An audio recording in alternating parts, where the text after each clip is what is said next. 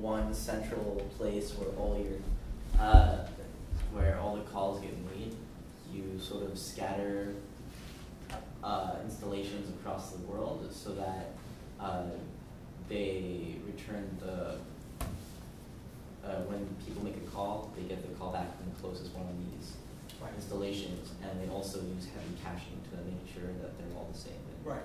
And the key concept there is that, so basically here you have the New York Times .com website,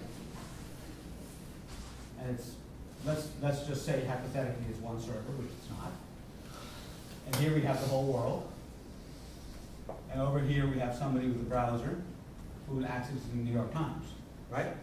Well, it could go, as we looked in the very early lecture, go through network, routing, blah, blah, blah, blah, blah, go here and get the page, which it'll do. However, if you have a content delivery network, there may be a server in the same city that has a cache of this page.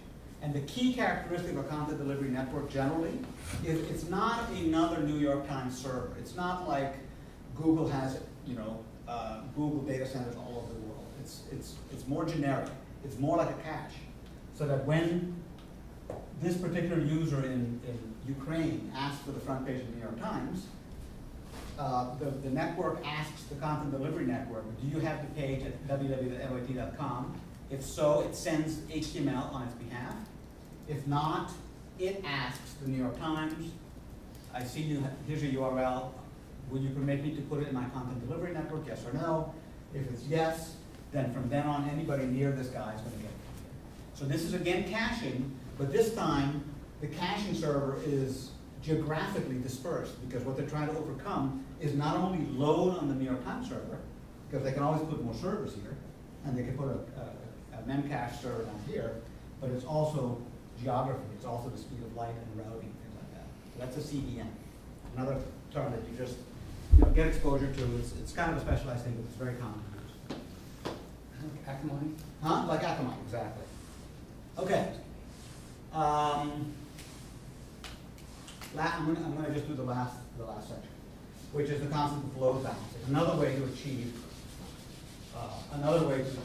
scale is by not, instead of making a server be faster at answering a question, which is one technique, which is caching, we're going to figure out a way to have multiple servers, right? So a very typical architecture for a website, and Heroku does this for free even though you're not aware of it, is what they call a 3-tier architecture. Anybody heard that term before? Okay. So basically, 3-tier architecture refers to something that looks like this. Put the firewall in again. Oh, no, forget this. Put the firewall in again. Here's the user again. And he's accessing here. So the 3-tier architecture has the first tier is the web, what they call the web tier. The second tier is called the app tier. And the third tier is the database tier. Okay? Database tier is one server or more, but let's just say one, running a database. Something that's like MySQL, Oracle, or whatever. This is all on one internal network. The app tier, or the web tier, is one or more servers that are just good at serving pages, regular HTML pages, static pages. Okay? These are HTML web servers running something like Apache, which is a general purpose HTTP server. And in the middle, you have one or more servers running the logic of your application. It could be Rails or something else, etc. Okay? Now, here's how it works. When a request comes in, there's a something called a load balancer. So when I say a request comes in, I mean somebody does an HTTP GET on their browser. They go to a URL. I typed in this URL, sites.google.com, blah, blah, blah, blah, blah. It comes to a load balancer, and the load balancer actually forwards the request to whichever one of these, or could be 100 of these, is least busy. So this guy gets a request. It's the one that handles the HTTP headers and the responses and so on. It may even do some caching itself. And then if the request is one that looks like one that needs to go like a /user/1/list/3, needs to be handled by an app server because that's where the app logic is, that's where the validation is, that's where the forms are that are filled in, that's where the interfaces are to the database and so on and so forth. That request gets sent over here. And then this app server eventually may or may not then decide that the request is to be sent because it gets handled by a database and goes over here. Now, why this scheme? This is just something that was, yes? Isn't it good just to have like specific functions? Yeah. So like each one has like a specific function, each one gets more advanced, and if you don't need to go to that more advanced, I guess you say tier, Yep. then you don't need to, you just return Right. whatever is Yeah, called. exactly right, exactly right. And in particular, and in addition, it allowed the particular category of more advanced was just, I think, identified over time as being a successful architecture that works. There's nothing magical about this. It's just a reasonable partitioning of jobs. But the other important thing to get here is the decoupling of each of these tiers, which allows me to put more and more servers in each tier depending on necessity. Like sometimes an application is not very database intensive because there's not a huge number of records being read and written, and you may have 10 HTML web servers because there's a huge number of people that go to this website, but it doesn't use the database much. You may have only one database. But you can have another site which is not a 1 million person site. It's used by only 1,000 people, but it's it's like something to do data mining on petroleum research discovery data, which isn't, or like genomics or something like that. In fact, a friend of mine works at a drug discovery company where they have exactly this, where they have massive databases of data, and they actually need more, even though this thing is only accessed by people inside the company. So they only have one of these. And so you have this ability to add servers where it's needed, because you have servers that have different jobs, and depending on the nature of the load, you may have different numbers of servers in each tier. Yes? I'm sorry, you might have said this before, but why is it tiering first to web then to app then to DBMS? Because it's kind of what Todd said. If the request is only, for example, for an about page, which is just HTML, never changes, then it can actually be sitting on a disk here with HTML files. There's just a disk over here. They call it static pages. They can be served directly and never actually have to go in the next level. Similarly, the logic might be answerable, might be complex. There may be a lot of calculations, algorithms, whatever, and now and then a database request. So sometimes the calculations can be done without ever going to the database. Sometimes you need it. That's why. Okay? Well, what I was more like confused about with the fact that we've got tiers instead of a network where you have one direction, another, and another. It always goes through web to go to app to go to DBMS. Right. Maybe it just wants to touch DBMS. Right. Well, there's a few reasons for that. One of them is that in each case you want to present I want to say an illusion of a virtual machine, a virtual service that does something. Like here, the illusion is I have one HTTP server which does it all. The illusion over here is I have a server that only knows SQL, nothing more. So the illusion that this guy is presenting to this guy is, it's not an illusion, it's truth. I just know SQL. Just send me SQL, I'll send you records. That's all I can do. This guy says, just send me get and put requests, and I will respond to them. By the way, sometimes I'll use a database, but don't worry about that. This guy says, this guy's illusion is, I'm a massive website, and I can do it all. So that's why it sort of goes through this. And that's why there's all other reasons like security. A lot of times each of these tiers is separated from the next one by another firewall, so that it becomes progressively more and more difficult to actually break in and access this data. And there's other reasons, but that's kind of like this. Okay, so this is a 3-tier architecture, and people talk about a term that you might hear called scaling up versus scaling out. All that means is this. If my website or my web service is not scaling, it's getting slow, if I scale up, that means get me a bigger box, get me a bigger, faster CPU, get me a bigger, faster disk, get me a bigger, faster database. Just more, throw more hardware at it. That's scaling up. Scaling out is design your architecture in a way that you can, in a more modular fashion, add capacity where you need it. So scaling out is the preferred technique, and architecture that supports scaling out, like this one, are good architectures. You might, I mean, as this thing gets more complicated, you can have a server that specializes in serving up maps. You can have another server that specializes in logging records, creating logs. You can have another server that specializes in handling credit card transactions. And in each case, by doing that, you are separating the work into sub-areas where if that area, if credit card transactions are getting slow, then you can add another credit card transaction server. If instead you had one massive server that had everything on it, yes, you could buy yourself an IBM mainframe, but it would be very wasteful because a lot of the capacity would be wasted, and it could also be very expensive. Here you could spend another $500 and add a server and be on your way. Also, if one crashes, the rest are all good. That's correct, true. And so if you dig a little bit deeper in your Heroku sites, you will see there's all kinds of options around scaling and servers there that for money you can get. There are a fair few amount of applications out there that can't scale out and can't scale up either. They're basically at the pinnacle of technology as you could give it, because they need solid concurrency. They need the data that they're giving out to be so fresh that spreading it over two servers would make it complex enough to just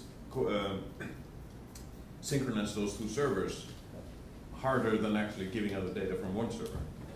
Is that why the supercomputers cost so much? For example, EVE Online, like they got a solid state disk drive just for a specific table in the database. Because that table, they can't split it up. Because maintaining the table in two different places is more complex than actually just. Because their cache size restrict the flow of data? Like their cache, like their alpha-only cache or whatever that is, restricts the flow of data between the two drives. They basically need to maintain the state. Everyone needs to know where and if someone is dead or alive at this particular instant. So for example, if there is lag between two users, it just destroys the entire experience. Let me give you an example. If I was running Amazon and they certainly had this problem, and I had so much capacity that I needed two separate SQL servers, right? And I had my shopping cart, which was obviously stored in the database, obviously because if I log off and come back tomorrow, it still remembers my shopping cart. And the shopping cart was stored in this database, and I did a refresh right then and there, and for arbitrary reasons, I ended up going to this database. My shopping cart wouldn't be there yet, so there's a separate process that's trying to keep these two shopping carts the same. So that if I come through here or I come through there, I see the same thing. If this process gets so expensive because of the complexity of the data that it's just not tractable, then you get into problems like that. There's a whole research area of distributed databases. It's humongous. That's what they do. Ms. Chernia works on this stuff.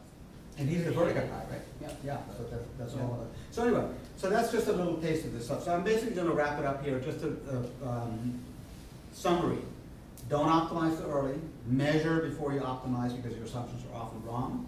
Remember, if it's slow, it could be either a client problem or an overall scalability problem, and solutions are available in both places, but try to pick the right one. Remember caching, very basic technique that you can use everywhere, and it's easy to understand and it really works. So whenever you have a slow thing, either in the response time or the scalability, ask yourself, is there any question or algorithm or database lookup that's being done repeatedly against the same data, and is there a way for me to bring that closer so that it's faster and less caching? So remember that technique. That's it. Any other questions? If not, we can stop now. If you want to do deployment, or we could just talk about it. We could sort of middle around. Little brief thing about Okay. deployment. Funnel requests. Pardon? What about funnel requests? Wait, so funneling requests is what you talk about, the load balancer. Yeah. Oh, Okay. is funneling request on here? Yeah. Well, I mean, yeah, the load balancer's job is something that's gonna decide who to, there's a similar thing with each point. And this could ask here. So basically there's and it's very simple if you stop and look at the code. It's not, in a way, it's not conceptually deep. Because each of these guys has an IP address. Like, if you remember IP addresses, they all have IP addresses, okay? And basically what this amounts to is patching the IP address in the HTTP packet that says, actually, this is the server you want, or actually, this is the server you want. And that's how you end up funneling it, by playing with the IP address. Okay.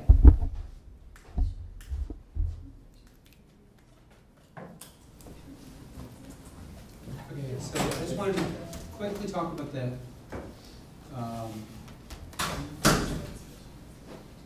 okay.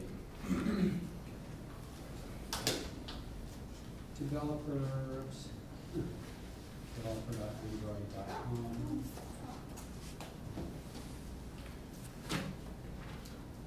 Guide,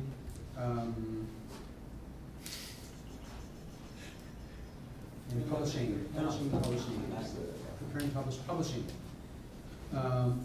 So signing your application is really easy. Maybe we could do it. Should we just go through in 15 minutes and show you what you need to do? Let's do this. So you can open your computers if you want, and then go to, first thing you have to do is get a key. Android key, and you have to have the same key. You need to keep that key for doing updates, because if you want to make an update, you have to use exactly the same key. If you don't, you won't be able to have updates. You have to release a whole new app. So it's incredibly easy, except the interface is not very good. So it messed me up. So you have an application. Let's say this one, which was the maze ball thing I made. You go to in Eclipse, you go to export. Export for giraffe or any of these, export. And click on Android, export Android application. Oh, wow. Boom. Select the project to export. That one. Now, if you've got a key store, which you will after you create one, yes? So what if you had multiple projects that are linked together? Do you have to I do. This one here, PA3B, links in PA3, links So that in means JBS 2011. So you only need to do PA3B. Yep. Okay. The one that's got the top level activity. Okay. Usually you've got a top level activity and it may call other ones, but whichever one is the real Android one. When you say link, you mean in the path? In the Java build Yeah, for the Java properties, project. it says LinkedIn. So for Yeah. instance, yeah, I can talk about that later. Yeah. But this one, PA3B is the Android app. This one is the model with the disk and that kind of stuff. And this one here is the maze. Okay, so let's suppose you don't have a key store. Let's make a new one. So what you do is you have to give it a location. So create some folder somewhere, and I'll make a new one, call it key store alt. Right, this doesn't exist. This folder does, but key store alt doesn't exist yet. Fine. Then enter the key store password. So I'll call it. I'm not going to tell you. And another one. What's that? Long password is happy sad. Okay, so I made two. The point is, you have to keep looking at this to tell you what to do. So this doesn't exist yet, and I made this password and I confirmed it. It's a new key store, an additional key store. Hope it doesn't mess up my old one. I'll find out. And then you have to fill out all this stuff. So you have to have an alias, which you can have several aliases in the key store, because you can store several public-private key pairs. So make up another password here. I am so confused. This is the part I didn't see. You know, for the UI, you have to read this, and it'll tell you what you're supposed to be doing. Validity has to be 50 years, or till 1932 or something. I mean 2032 or 2035, something like that. Just make 50 years for the validity of the key. Usually with keys, you give it an expiration date, so it's good for, say, I said 1 year. Then after a year, that key won't be valid anymore. So this. But the Android market requires you to have at least until 2035 or something. So just make it 50 years, it's easy. Oh, okay. I was like, that's not 50. I know, just make it, I don't remember how many years it is, Okay. but just to make 50, it'll work. And then your name, your organizational unit's optional, city or locality, state, country, next. Destination file, Because you've already created it before. what's that? You've already created that file before, so just make it, save it somewhere else or rename it. Destination and key, destination file, oh, this one. Ah, Yeah, yeah. you can just So I rename have the to rename it, to. Because I remember it's going to create that APK file and sign it, a signed APK file. So I'm gonna have it go somewhere else. It expires in 50 years, it's, oh, 2, okay, 3. Fine, I don't know if that works. Okay, it'll finish. That was it?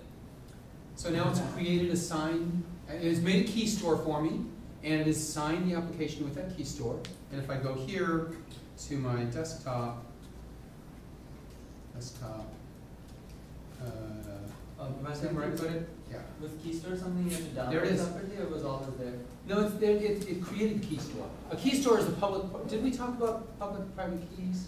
Well, I know what it is. You know what it is? Yeah. So it's something that stores all your public and private keys. So it just automatically created one? I just created one because it said you create a new one or use an existing one. Oh, you chose new one. And I chose new. I had an existing. Yeah, that's what I saw. I saw an existing one. So And then I selected choose new and I changed the name. Okay, so now you have that, then what do? Then you go here and see if you go to the developer's guide on the developer site, publishing on Android Market, and it gives you this link. Look here. I have one thing already up, but I'll upload another one, upload application. So you need to have the APK file, which you just browse and upload. I'm not going to do it. 2 screenshots have to be these sizes, so this is kind of a pain in the neck to get these sizes, but you can do it, and we can talk about that in a minute. Then you have to have a high resolution icon, launch icon, 512 by 512, 32-bit PNG or JPEG. And so if you're building icons, make sure you build a big one and then shrink it down to different sizes. And here, Wait, that's 512, what is it? what's that? Pixels or? Pixels. Pixels, yep. And they have, actually on the developer site, I'll go back, but there's a really nice icon guidelines about how to build icons. They said at least 2 sizes, but they have 4 different resolution sizes for the screenshots. No, you just send one here. That was No, for the for the screenshots. Oh, screenshots, any one of those. All right, okay. Any one of those. So, Or and these are sort of the standard, and what you do, here. Let me just do it.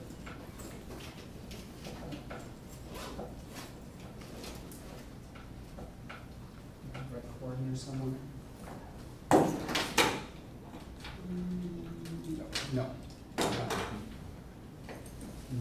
Yes, good. Yeah. So what you do is you plug in your device and start it running, and then use DDMS to give you a screenshot. Professor, are you Yes. feeding in any, is there any option to feed in extra API to like the Google Maps API? You don't do it here. Not yet. No, that should just be in, Should be in our app. in your app I'm itself. wondering how we acquire. And there are a bunch of optional things, like a promotional graphic, a feature graphic, you can make a video, have a video, you can specify the languages, all this stuff is optional. Now, once you do that, you'll get a site, it'll create a site like this for you. It has your icon, nice high resolution version of it, your screenshots, your description, if you want, you'll have your movie and all that kind of stuff. We should probably look at Angry Birds to see something cooler. Okay, so then you go back to here, and that's about it. Then you upload it. So let me start this one going. Let's see. I'll show you how to use DDMS. here. We start going, so there it is. Right, so for this one, you need to open a window and go to, I think I did it already here. Well, go to your Google directory in your SDK. I think it's in, isn't it in Tools? Yes, there it is, DDMS. And then you, let's see.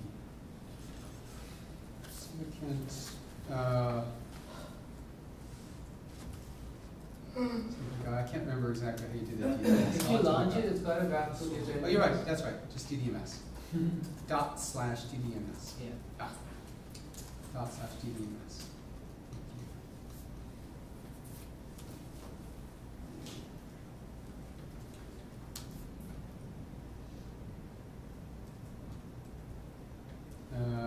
Could not open such an import, I don't think that matters.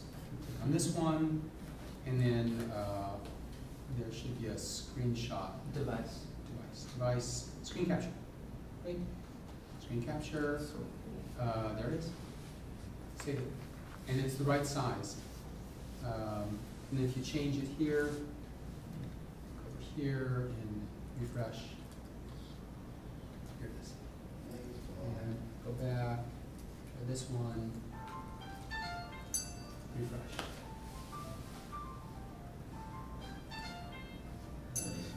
Right? Is this on the market right now? Yeah. It's on the market. Yeah. How much? Free. Oh, I downloaded it. It better be free because it's a little bit. It needs work. How many users? It has. Okay, let's find out. So then when you do this, it's, so make these. These will be the right size. It's one of the standard sizes. Upload it to your site here, and then at the end you hit the publish or save and then publish. Okay, it goes up to your site. And then you get. Oops. You get a page like this. And there's also a developer site. Is that your icon? Or? It's my icon. Jeez, that's pretty sweet. Isn't that nice? Because it's like a T and a J. T and a J and an H. Did you just design it, or did you have it from when you were a child? No, no, I've been using it for the last few years. As when they say initial something, I just do that. I initial that. That's cool. Now the whole world can fake my initials. So then here's my Android Market publishing page, which shows I have 26 total installs and no active installs. I don't know what active installs are. What's that? Refresh. I installed I think no active installs. So Someone who's downloading it. Yeah, because it says percent. oh, okay. So also, so now it doesn't, it took me about 2 hours after I published before it came up on the market. I got an error. It says package file is not signed. Yeah, Okay, so whenever that's only in this class, you're gonna get that error. Because this thing was a branch of PA3. I just branched on PA3, and so if you download and install PA3 on your computer, it's going to clash. It's the same class name, same package name. That's interesting to think about. Right, so there's some, you have to be careful about picking a unique package name and class name. That's why it's really good to have something which is definitely only you. So if you go to Android Market, that's Android Market, it will appear, so let's Android Market here. We got TJH baseball, there's a bunch of mazes. So mine is free for now. Is your phone connected, or? No. Oh, when you next turn on your phone? Yes. Yeah, it's there. Android Market. Is there any reviews? I'm gonna make a review. Yeah, well, I gave it, I let my son play it. I have to bribe him to even play for 15 seconds. Because it's just the controls are not smooth enough. The ball gets stuck when you move it on corners. Anyway, here's, did a search on baseball, there it is. Installing. Right, so it gives you a little stuff, it's installed on my machine, it's in Brain and Puzzle. You can click there and go see all the ones that I built. Oh, sweet. or you can go And I back assume you here. can put it in any category you want. I already knew this. Yeah, any category, you pick the category. Yeah. You pick the category. Can you put it in more than one category? You probably can. I don't know, but the whole thing, really, the process, if you've designed it with a 512 by 512, that was the tricky part. Design that one first, then it's gonna take half an hour. Well, 15 So minutes. hard. Actually, I know, really, it's so. I don't know how to control. That's a flick, you have to flick it. You can't move it, you have to flick it. Oh. It doesn't have, it's not Come movable, on. flickable only. Nice. And that makes it right There you here, go. you know, 25. And but so it's actually misleading. It says in all-time record, it's all-time personal record. It's not a worldwide record, so. I think mine It doesn't do any net, it doesn't do any database. No server. It Tim, does is this your preferences. first application in the marketplace? What's that? Is this your first My application? first application in the market. Congratulations. Congratulations. Huh? You beat us to it. Oh, yeah. Well, I had to because I had to give this 15-minute talk. So I had to spend like 5 hours trying to make it playable, so it wouldn't be too embarrassing to put it up. You should just put PA3 as it is. That was pretty good. What's that? Just PA3 as it is pretty good. Yeah, it was okay. Music. The yours actually would be good. I mean, I was trying to work on yours to the bipartite concentration. You should have done it. But Yeah. just Well, we can fine. talk about it and see about Oh, that. it's time. Yeah. Oh. Okay, so that was it. Okay. So I Gotta go don't. to So the I think if you have any questions, give it a try. You ought to just pick some little application to put up. Like people have flashlight apps they put up. And there's tons of them. I want to make one of those. Who's Moreau? Simple.